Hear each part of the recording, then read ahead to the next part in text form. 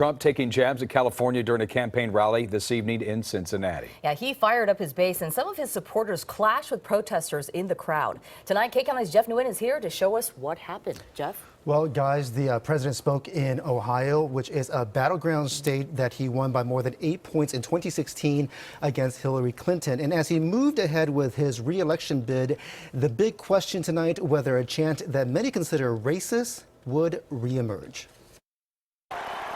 Tonight, a scuffle broke out in Cincinnati during President Trump's campaign rally. According to this Twitter post by CNN correspondent Jim Acosta, Trump supporters tried to rip signs reading "Immigrants Build America" out of the hands of protesters. This was the president's reaction. Cincinnati, do you have a Democrat mayor?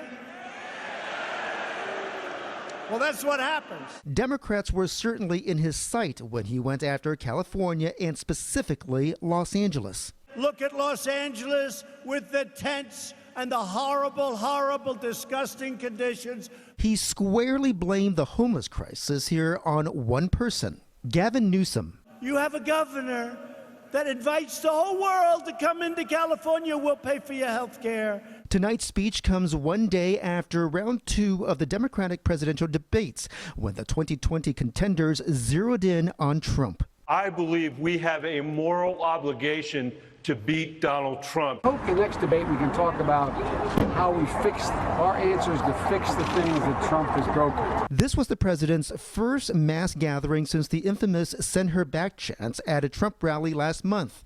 Before leaving the White House for Ohio, reporters asked him what he would do if it happened again. I don't know that you can stop people.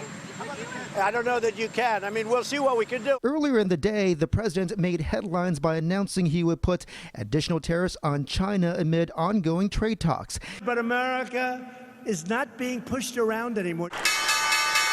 But the market fell nearly 300 points by the end of trading. And that's not the only fallout. The president is also taking heat after making these promises for which he doesn't have any backup. We will be ending the AIDS epidemic shortly in America and curing childhood cancer very shortly.